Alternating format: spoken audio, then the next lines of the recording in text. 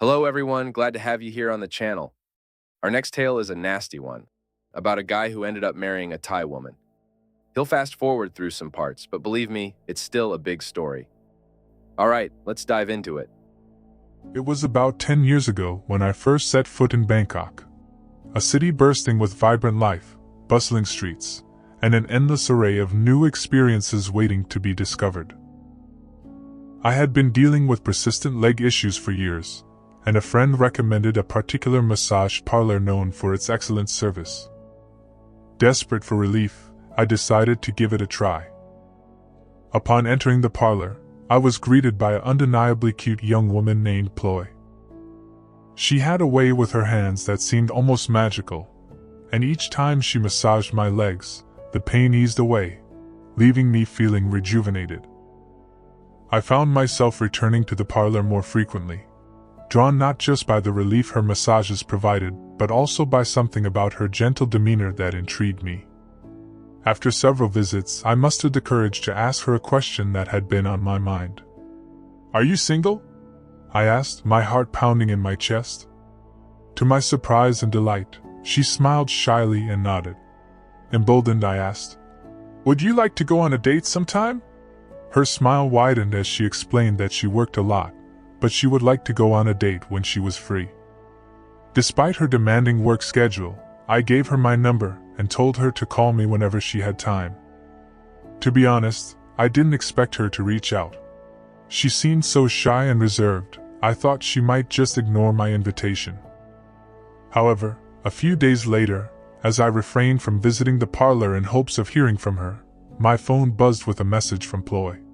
She asked how I was and why I hadn't been in for my usual massage. Our conversation flowed naturally, and we soon arranged to meet for drinks one evening after her shift. Our first date was simple yet memorable. We spent the night chatting and getting to know each other better. I learned about her family and her life outside of work. She admitted that she occasionally went out with customers, but only when she really needed to. Though it was a bit of a shock, I appreciated her honesty. By the end of the evening, I felt a strong connection to Ploy, and it seemed she felt the same way. A few days later, we had another date, and this time, she came back to my hotel with me. We spent the night together, and it felt like a natural and mutual decision. I want to make it clear that no money exchanged hands. It was a genuine connection between us. Over the next month, we saw each other frequently, and I began to wonder if our relationship could become something more serious. I asked Ploy how she felt about us and if she saw a future together. Her reply was straightforward. She liked being with me and considered herself my girlfriend. Things progressed quickly, but I didn't mind. I was infatuated with her, and she seemed genuinely happy with me. She started spending most nights at my hotel, and within 2 months, it felt like she had moved in with me. One day, Ploy expressed her desire for me to meet her parents, who lived in a village in Iceland. She explained that their approval was important to her, and suggested that I buy a gold ring and some nice clothes to make a good impression. It seemed like a reasonable request, and I wanted to show her family that I could take care of her.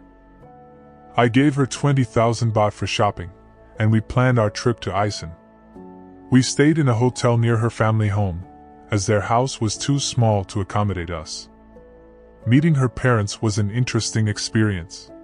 They didn't speak English, so we communicated through gestures and Ploy's translations. More family members trickled in throughout the evening, each eager to meet me. I couldn't shake the feeling that they were assessing my financial status.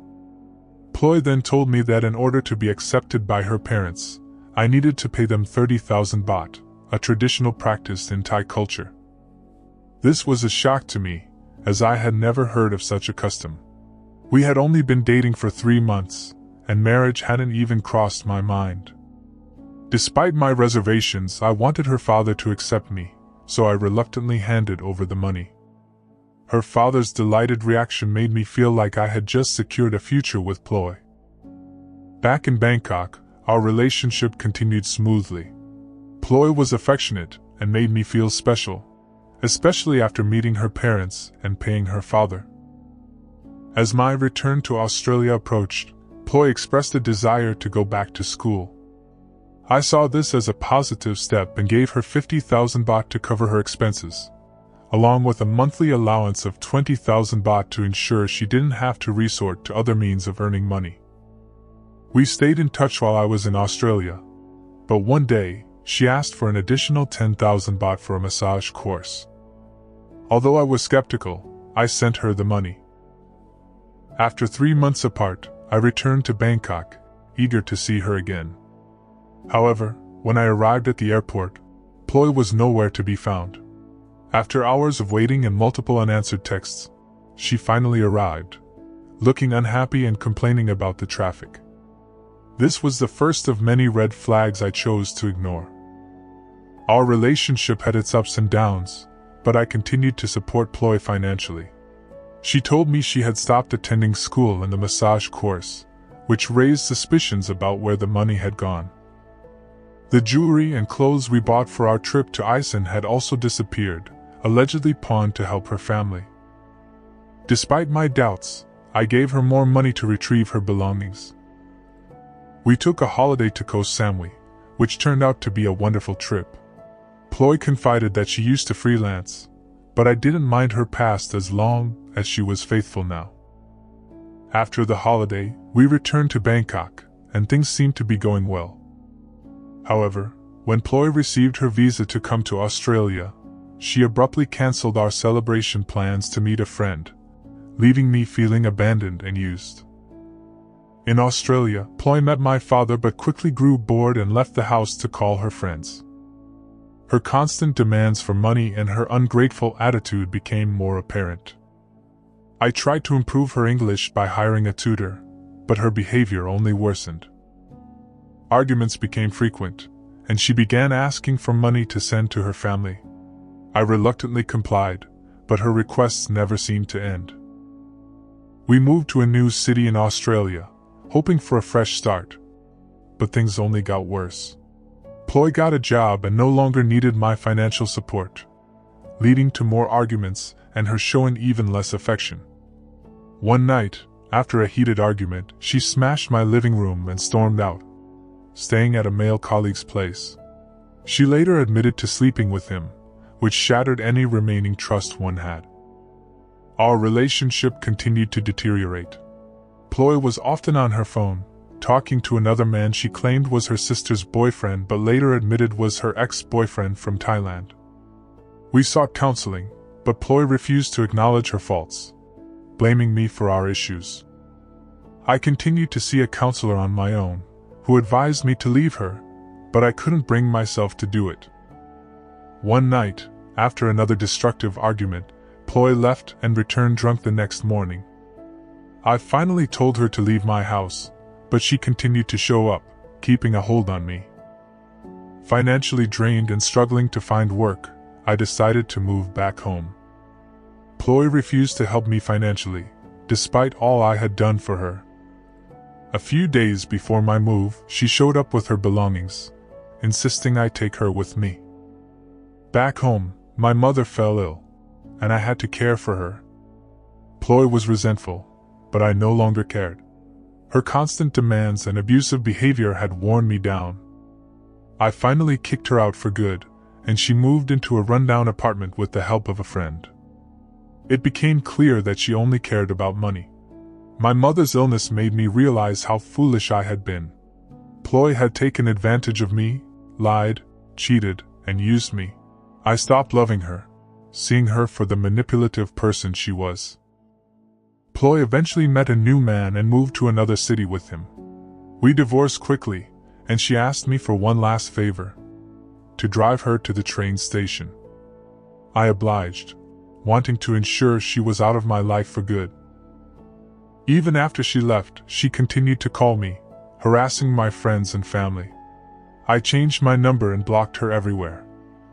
Despite her attempts to rekindle our relationship, I knew I couldn't go back.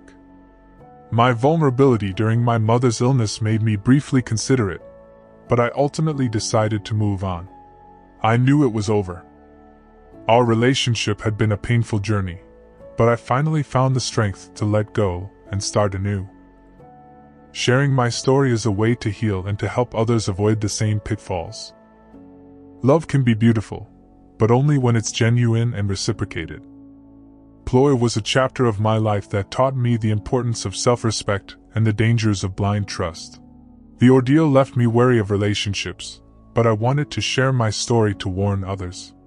Falling in love in Thailand can be easy, but the consequences can be devastating. Not all Thai women are like Ploy, but it's essential to be cautious and think with your head, not only with your heart. I hope my story serves as a cautionary tale for others. Love wisely, and never let anyone take advantage of your kindness.